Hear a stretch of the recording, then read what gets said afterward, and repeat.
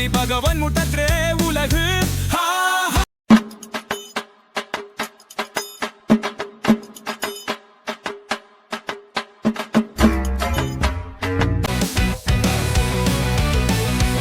சகர முதலே எழுத்தெல்லாம் ஆதி பகவன் முட்டற்றே உலகு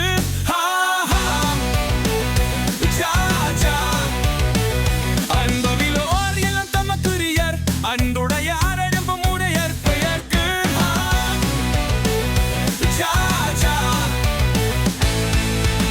கற்க கசடரை கற்பவை கற்ற பின் நட்க அதற்கு தக